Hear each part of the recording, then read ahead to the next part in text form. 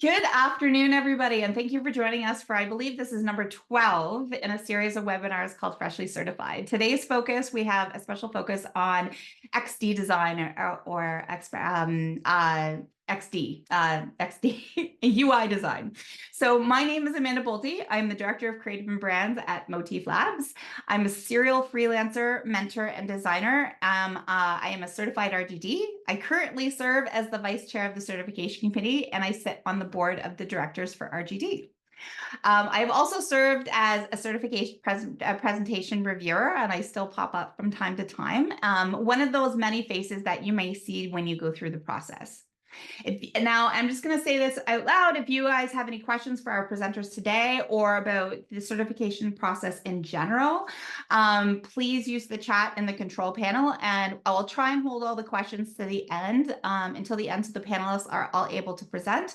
But if you want to talk about, if you have any questions about the certification process in general, work about the specific that they presented, or how they approached they approached a certain project for presentation, please direct the questions in that panel.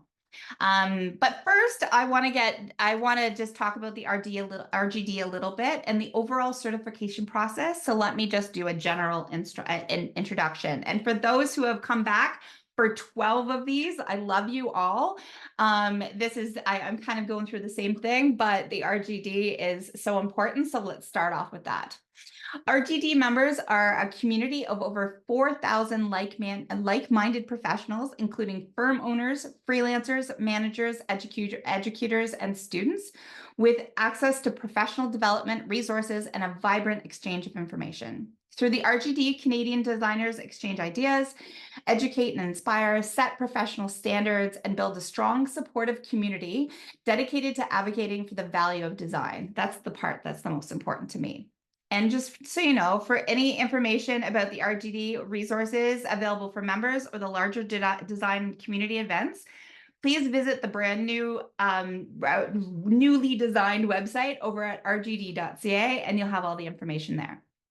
So today we're talking about certification. So becoming an RGD is broken down into 4 simple steps. Filling out the application to see if you're eligible. Easy. It's a form. Go to the website, download it right away. Filling out the application to see if you're eligible. Sorry, that's what we just said. Taking an online test, virtual and online portfolio review, and the presentation of the results from the RGD.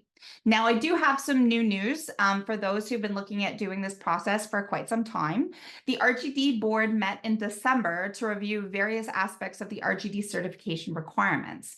At that meeting, the board voted to require successfully completion of only the accessibilities and ethics sessions of the online test. It used to be much more sections, so right now you only have to do those 2 sections, and reduce the case studies from 6, which you'll hear that, Amanda and Daniela and Roman today would have had to do 6 previously.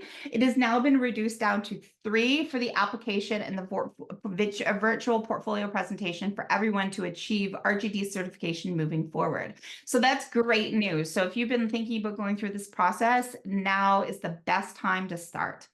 We'll also send an email to everyone attending this webinar today, outlining these details further and providing a link to download the updated certification application form.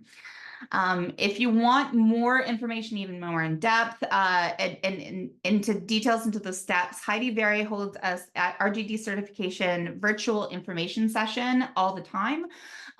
So keep a lookout on the RGD Word, or look out on the website for when the next one that's going to be coming up is. I'm sure that she's rebooking and reworking her portfolio or her presentation deck now that the rules have changed a little bit, so it may be a bit. But if you want to get ahead of that, please feel free to reach out to Heidi. So our focus today is about the fun part. So we just talked about the virtual online portfolio presentation. So this is where designers get to be designers. Portfolios are presented virtually over 30 minutes to 3 senior design practitioners, kind of like myself, serving as RGD reviewers. Candidates present the same 3 pieces, used to be 6, as submitted as part of the RGD certification application. So during the review, you'll speak to all of the case studies within those 30 minutes. Excellent. So again, if you want to learn more about the details on certification, reach out to Veri, or you can come back and talk to find out more through this these series of certification webinars as well. If not, there's a very full in-depth information on the website as well. So I'm going to start today with Daniela Butarego. She said it with such a fantastic accent, and I can't replicate that. So she's from Vancouver. Daniela is a product designer at Microsoft, driving innovation in advertising and content experiences. She holds a master's degree in branding from Shifta by Elzeva. Don't come at me. A diploma in art history from University of British Columbia, and a communications degree at Emily Carr University of Art and Design. Passionate about AI, Web3, and the future of content creators capital. Daniela, I can't wait to see your case study. Thank you so much for that intro. Let me now make sure I share my screen. And let's do this in, oh wait, here we go. Full screen mode. All right. There we go. So yeah, I'm Daniela. I'm based in Vancouver, currently working as a product designer at Microsoft. And so today I'm going to talk about a project that I have in my heart as one of those that I really enjoyed, even though it was from like a few years ago. And it's a little bit of a lower scale to what I kind of work right now. It's one that has a lot of that nice bridge between the design that comes from a branding strategy and getting really deep into research, but how that can help us and eventually translates into a really good web experience. So this project is called Alafia. That's the name of the financial wellness program that Natasha Knox, who in that time was my client, she has. And so here is the first shout out to RGD, because the reason how I got this project is because my name was in the, the registered list that is in the website of RGD. And so how Natasha contacted me is because she went to that list, she looked at designers in Vancouver, and then she sent me an email.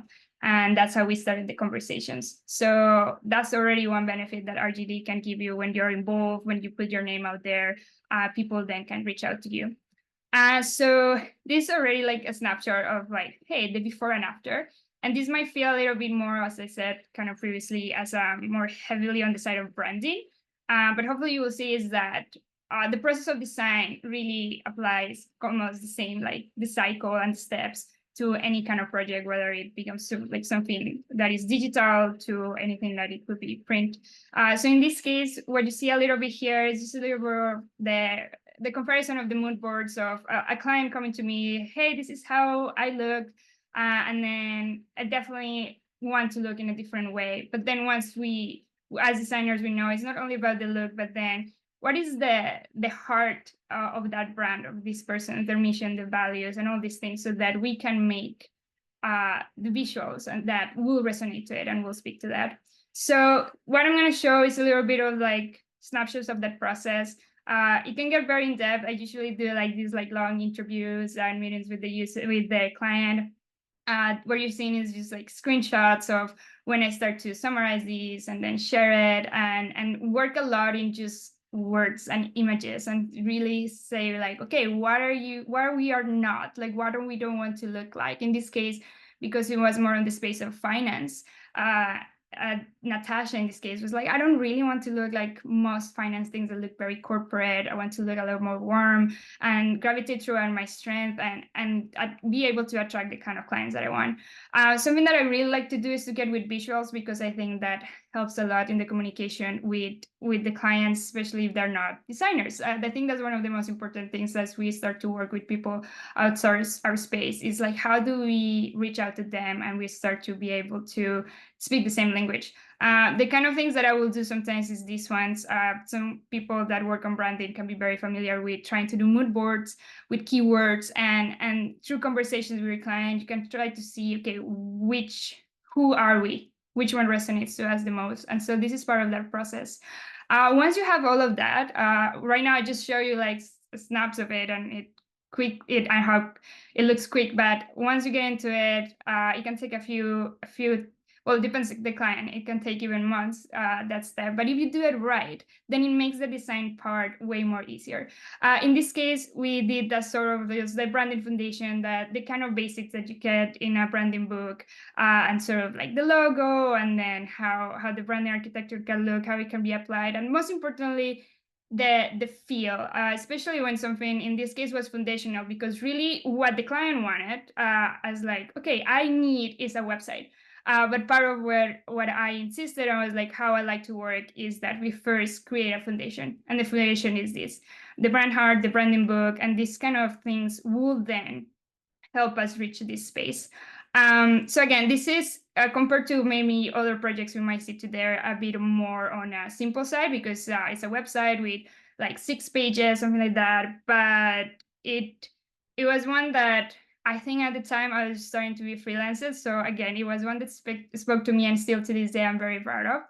What you're starting to see in the screen, it's the typical process that you will see to this kind of size of project. I use Figma, and then you do your site mapping, you do your screenshots. From the day one, I will will work alongside the client and be like, what do you think about this? And wording was also very important for her as for me. It was before we had ChatGPT and this kind of thing. So I think nowadays we could even facilitate things and make wording a bit easier, like the text meaning or the copy.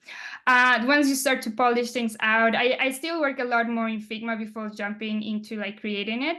What I use and I still use at the moment is Webflow. I really like Webflow, so I still just kind of go to Figma, try to get, everything signed off from the client, and then once it starts to look polished, jump into Webflow and create the whole thing. Webflow, it's a great tool. I recommend it for anybody out there. It allows you to do things without being like a coder, but having a lot of that flexibility that sometimes other website builders don't have. So yeah, this now it's starting to, what you see in the screen, it's some of like the screenshots of how some of the last results ended up looking at. It was very important that mobile was going to be good as well. So the response rate, I'm working on each of the breaking points, especially the type and things like that. Okay, should behave good, how it's gonna look like. This is another of those like mock-up things. What you're seeing in the screen right now looks a little bit long, but it ended up with a very happy client, because it was a client that was included in every step, and she was really happy as well that I insisted in doing a little bit of that effort for the foundation, for the research, for getting a brand hard, because eventually that translated in a great digital experience that is what she wanted, and it created that brand that then she can take this to anybody, and it resonated to her, and it was like, this is what I want it to look like and how I could differentiate myself. Let's see if this works. I think, yeah, if anyone is curious, like wants to see how the website looks like, and a little bit of those micro animations and things like that, you can check it out.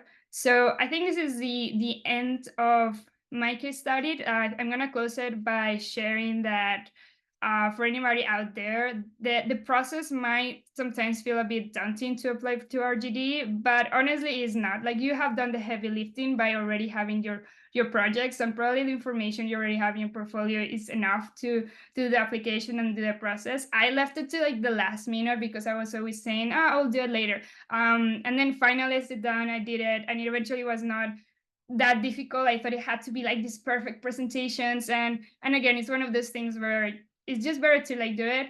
Doesn't have to be perfect. You probably have done already the heavy lifting. You have all the knowledge from like years of experience as designer. So I think that's it. So I'll end it there.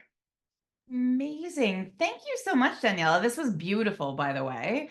Thank you.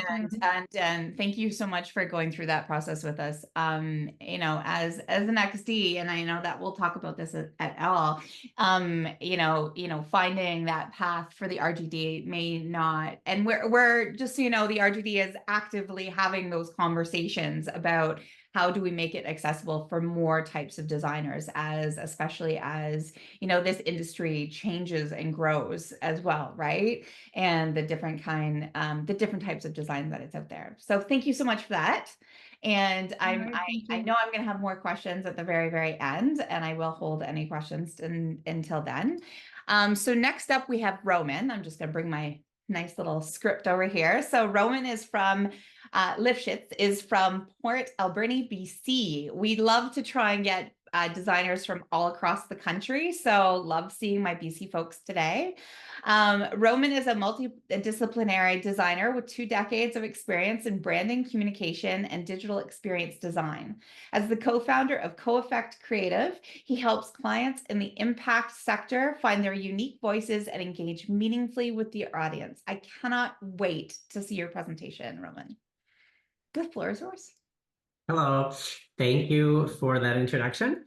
I'll just echo Daniela in saying that when you're presenting to RGD or you're preparing your presentation, you will be presenting to other designers, so they are familiar with the process as well, and that sort of like weight of having to try to say everything or kind of having it be perfect. We're all people, and it almost turns into a lovely conversation sometimes. So just not to have that pressure so much.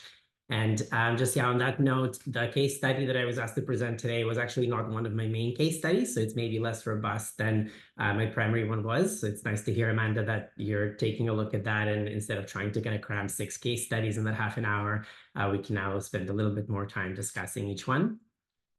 But yeah, so I'll share my screen.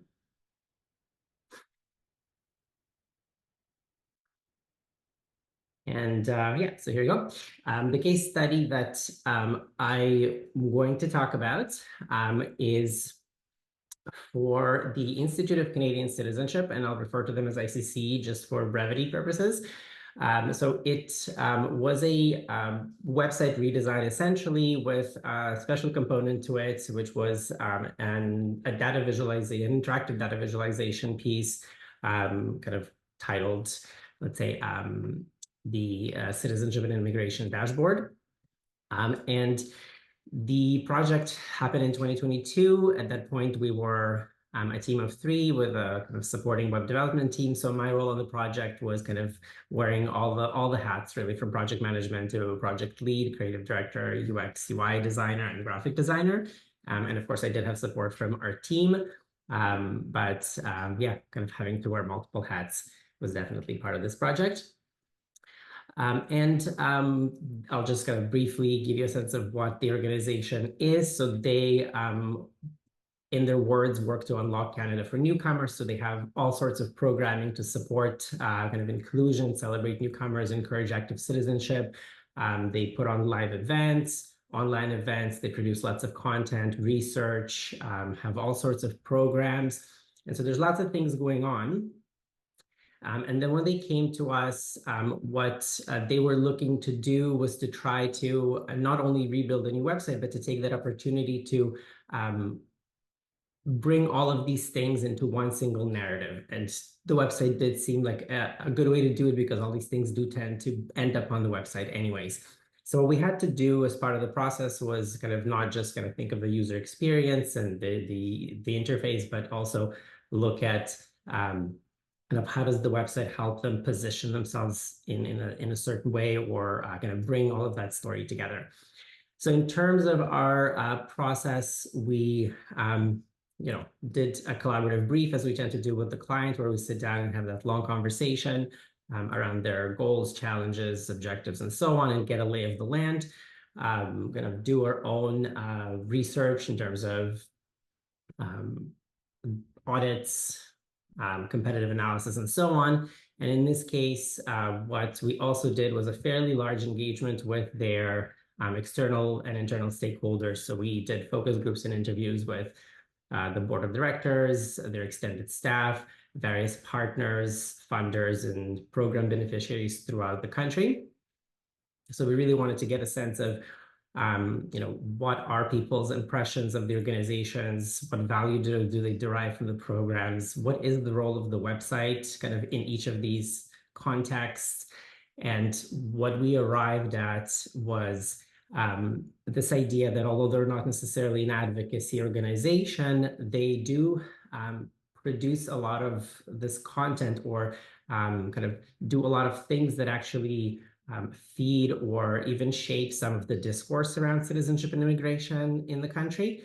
And so they were already a thought leader in a way, and we thought that it would be a good way to use the website to help position them that way and to really make the website more content forward, and have that content that comes out of all these programs and all of these initiatives kind of really tie all of these programs together. I think that was the unifying piece. So kind of having said all of that, we then started going through the typical design process. So there was lots of time spent trying to articulate user flows, kind of the sitemap, the relationships between the different kind of programs, initiatives, how content was going to kind of contribute to kind of the definition of each one of these initiatives and how all of them contributed then to an overall conversation around citizenship and immigration. So lots of wireframing as well. Again, typical things that you would be doing throughout this process. I think at the time we were using like InVision or XD. Have moved on from those at this point. And eventually producing kind of sample UI pages, a UI kit. All of this was done obviously with multiple sessions with the client, gathering feedback, going back to their stakeholders, doing some more interviews and so on. So again, when we tend to work with clients, there are no surprises. We bring them along as much as possible, even if it's tedious sometimes, especially in those wireframe stages where they're looking at a bunch of black and white diagrams and not everybody's super into those, but it is an important step. So I'll just walk you through a few of the screenshots from the website, this being the homepage. There's some kind of navigational panels. We obviously designed the experience to be both for web, for desktop and for mobile. Accessibility was a big concern.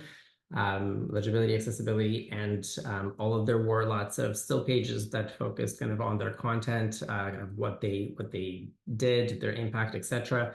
A lot of it was kind of, as I mentioned, kind of trying to put forward the more kind of current relevant pieces that kind of were coming out of all of their programming, so that users can kind of filter through it, look through it, find what is relevant to them, see how that connects to their experiences and so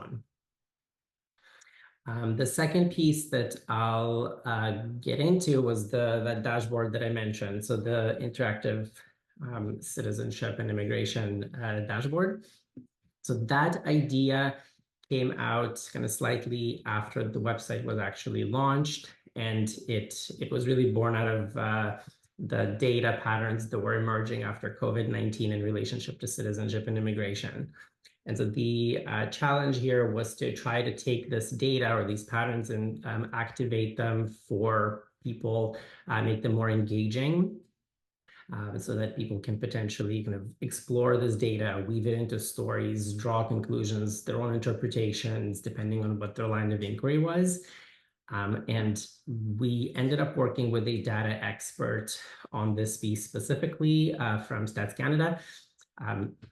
And they helped us kind of understand what the possible narratives can be, how to interpret some of this, how this data can be interpreted, or what pieces of this vast data work we can focus on, and what variables can be then used to further dive into kind of specifics around this data. So for example, kind of visualizing total numbers of people going through the citizenship process or the immigration process, focusing on specific countries, kind of looking at one country at a time, comparing it to another country or to multiple country, isolating kind of some of that in a specific date range, plotting things kind of along that date range, or relating the data to specific, say, like implemented policies or like world events that have occurred that would either kind of inform the processes or vice versa.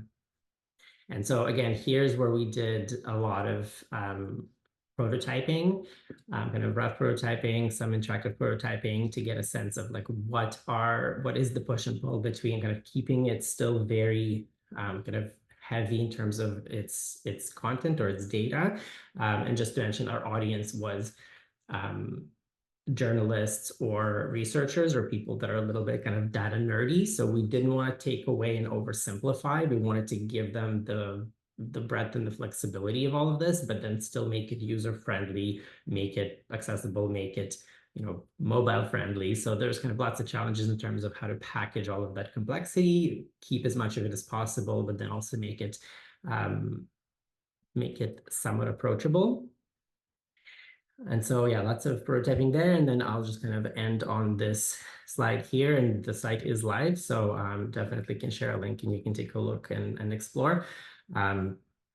But basically, what ended up happening is that the final product is updated monthly with most recent data released by Immigration, Refugee, and Citizenship Canada. And you can kind of go in and look at sort of how various kind of world events, as I mentioned, affect kind of policy positions that further then affect the actual kind of process of immigration or citizenship in Canada, and then also how those can then further affect policy positions or other actions or advocacy actions going forward. So yeah, I'll end here for now. Amazing, amazing, amazing, amazing. I was trying to start my video and my trusty assistant has beat me to it. What is fascinating is when designers get their fingers on data and be able to actually, make it translatable. Like we almost act as like translators and showing people. And I love getting into the meat of things like that. So, putting a look on that, it shows how important that step is on being able to understand and consume information in a different way, and how important XD designers and designers in general are to that process. So like, great job. Like, that was fantastic. I know sometimes it's so difficult to make something so complicated be so simple. You know what I mean? Like, they look like you just picked some colors and a font. I'm like, oh no, it's so much more to that. So yeah, I do wish that I had more to show in terms of the back end work on this, but as I mentioned, again, this was like the small case study that I had to show. So lots of this is some time I'm ago. glad that you captured on that, because that is like one of the reasons why the board had that conversation about changing it from 6 to 3, was so you could kind of get into that and really talk about those things a little bit in depth, and really kind of like suss out more of the details and why things happened, and the reasons behind things. So thank you for touching on that. And I do want to say that this webinar is obviously UI and XD kind of related, but there's all different types of design. So if you don't have any XD stuff, this is still very valid to you. So, but I loved that. Thank you so much. Okay, on to Amanda, my namesake. It's a good name. Amanda Wood. Thank you, Roman. I can't wait to talk to you again in a few minutes. Amanda Wood is from GTA, from Toronto area. Amanda brings over 15 years of both agency and in-house experience, driving business growth through innovation, branding, creative strategy. And she specializes in delivering impactful, result-driven solutions that seamlessly align creativity with business objectives, fostering long-term success. Amanda, the floor is yours. I can't wait. Thank you, Amanda. I'll just start sharing my screen. Very confusing as we set up this webinar, don't you worry. So here you can see, good afternoon, everyone. So for my defense, same as Roman, I chose this UI UX case study as my first case study, but it wasn't the one that I chose to do and dive into in more depth. This project was one that I worked in-house at a SaaS company. And to provide a bit of context, Theater Mania is an editorial B2C site that resells live events tickets for third-party vendors and partners. What we dubbed this the industry services portal, it was actually originally developed to streamline and automate their partner ticket submissions process, but through the years had really become deprecated, not used due to bad UI UX, and was originally designed to help eliminate that key bottleneck where our Theater Mania staff had previously had to manually receive and upload submissions. This portal was launched and actually was stopped being used, and then we had to decide if it was being sunset or needed to be revived. So today I'll be walking through the design and the strategic decisions that we made around this solution. And of course, feel free to drop any questions in the chat as we go through. I led the design and the UI/UX of this project with the end goal of making sure the end user experience was enhanced and increasing engagement from our ticketing partners.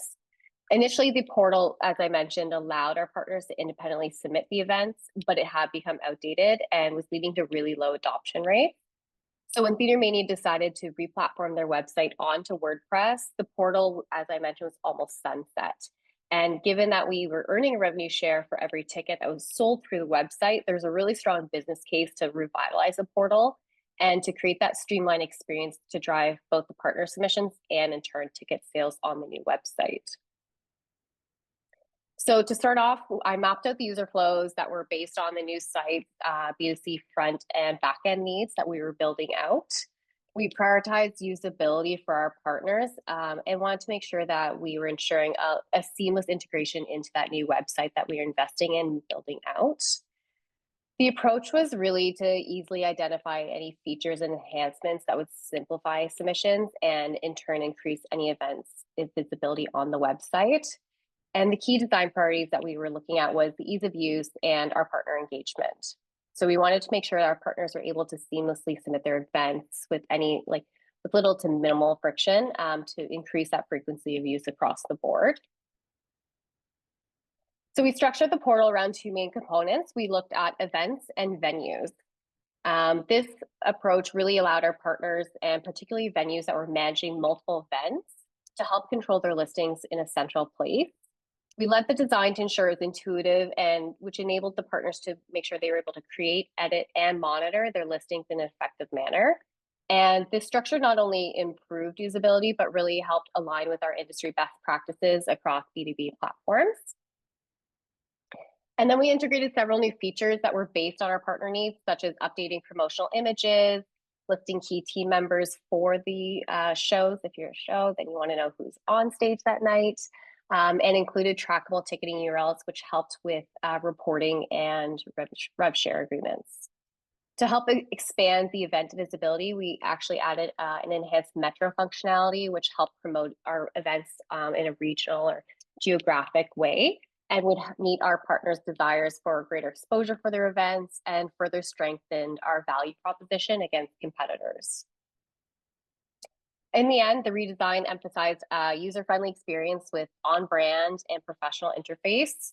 Our goals were to elevate the brand while improving usability, and we definitely achieved that by making the portal an efficient tool for our partners to manage their listings with ease. And the results that it drove were pretty significant. The site engagement increased by 58.5%, which really demonstrated our partners' interest in using the platform. The average session time rose, which indicated that our partners found it easy and engaging. And our submissions grew to over 15 a week, which further showcased the portal's renewed relevance to the audience. So happily, the project transformed a really previously underutilized tool into an increased revenue generating asset for the organization. And then it further strengthened our partners' relationships through a refined and effective user experience. So very short and sweet, as you can see, when you have 6 case studies to present, you only have 4 minutes to talk through if you look at it all. But it's really great to dive into the projects and refresh yourself on what you're looking at as well. And so that was a Theater Mania case study that I presented. Amazing. Thank you so much for that. And I really liked how that you basically you presented it to us exactly how it would have been presented to the team, knowing that you have 4 minutes. Did you practice beforehand to know how long you were taking on certain things?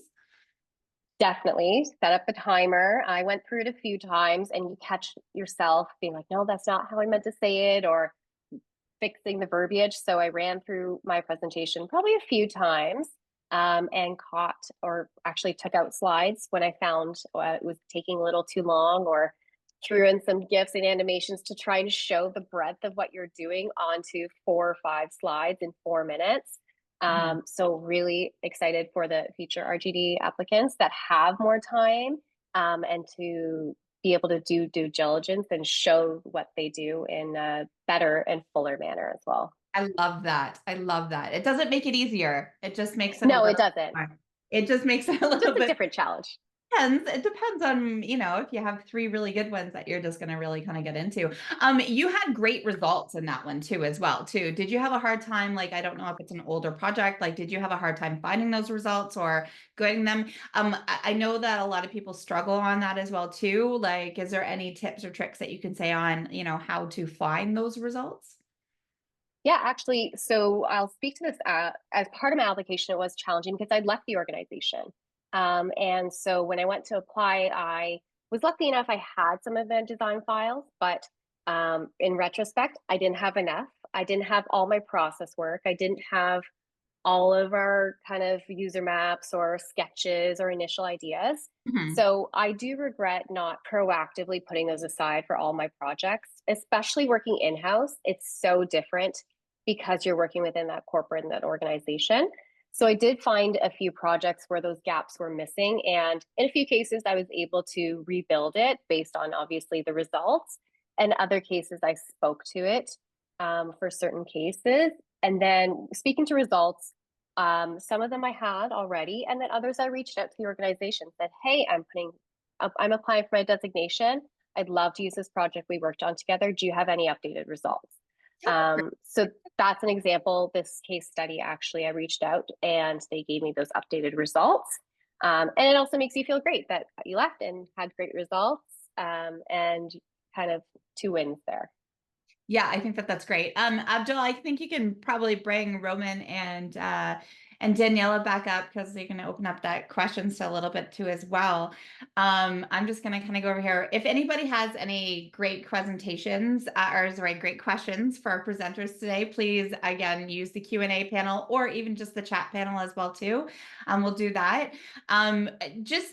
Just real fast here. It's like, anybody here, it's like, what would you give as advice for anybody else that's either thinking about going through the process or doesn't know where to start, whether from a UI UX perspective, especially because I think that we have a lot of UX guys on today, or even from a general, design perspective, depending on what your other case studies were too. I'll start off with Daniela because she hasn't talked in a while. No worries. So the question is like, what advice, right? What advice would you do for people that need to get started? They want to join the RGD, but they don't know how to get going.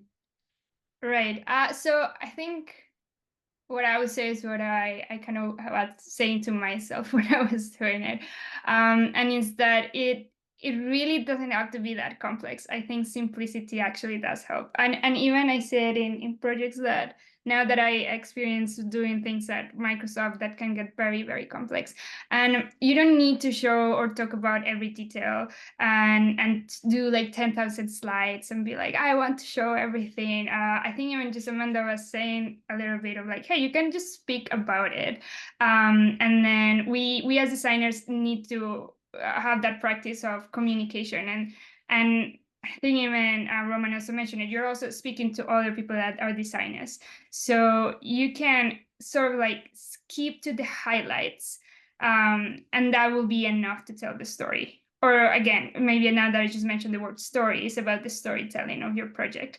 And I think that helped because it frees you from trying to be like, how am I going to show the worth of this project and that I know everything? You don't have to, like, the work sometimes speaks by itself. Sometimes, as we all know, like one image or a few clean images in a slide are so powerful and good enough that then just with a little bit of comments here and there that you give, it will then create that story. So that helped me a lot. I actually was doing this while I was in maternity leave, and I was like at night already tired, but I was like, this is the one thing I want to be able to achieve before it starts getting too late. So I had to say to myself, one, just not make it perfect. To just be like super cutthroat. I think that's the expression, to like, okay, what is good to show in the slides? Everything else is just the story, and people will start imagining and putting the dots together. So that will be my advice. That helped me at the end. It helps me nowadays, even in Microsoft, when we have these big projects. Once it gets so complex, sometimes actually the best way to go is as simple as possible, and then it just makes the conversations flow. And then you realize how actually in simplicity, it's then the thing is in the details, and then those details are the powerful thing. So that would be my suggestion. That's what I ended up doing, and finally I felt so good once I finally like, hey, I did it. I went through it, and it didn't have to be all these perfect things. So that would be it. That's amazing. I don't know if anybody, I'm actually going to touch on, I was going to touch on that question for you, Amanda, but love the presentation. So amazing work. Can you put some more light on about the accessibility part of the website and app? So this question was for Amanda about her project. Yes, so for the website part, we did have a third-party vendor that was tackling that. And so they were focused on ensuring that it was accessible, colors, all that good stuff, which is always a fun argument to have. It's like, that's your brand color, but it doesn't work. Not accessible, as an example. And so we use those existing guidelines to inform the portal or the industry services aspect. It was a very quick turnaround, so we didn't actually get to undertake any user testing or any additional extra measures that I would have preferred, but that would have been the next phase that I recommended, is to, okay, we have to shift it. Now let's take a review, make sure we're hitting all the boxes. And obviously when it's being built as well, making sure that accessibility is being taken in consideration. Because it's one thing to ship a design, but if it's not built in the correct manner, then it doesn't matter from an accessibility perspective either. Awesome. I was reading a couple questions in here. So this one in here is in between. I have one for you too, Rowan. Don't worry. Where the written test difficult. I'm overwhelmed by how much information is in the RGD accessibility handbook, and I don't know what to focus on. So a couple things. So I test terribly. So you can't. I know my stuff, but when you put a written test in front of me and put a timer on me, I freeze up. I'm like a deer in headlights. So I feel this a lot. I'll let these lovely people talk about, their test part of this as well too. The written test is actually monitored. So it's time and it's open book. So it's a little bit easier. There is lots of reference materials online, as well as we do have a mentorship program for those who are going to go through the process as well. If you want help from an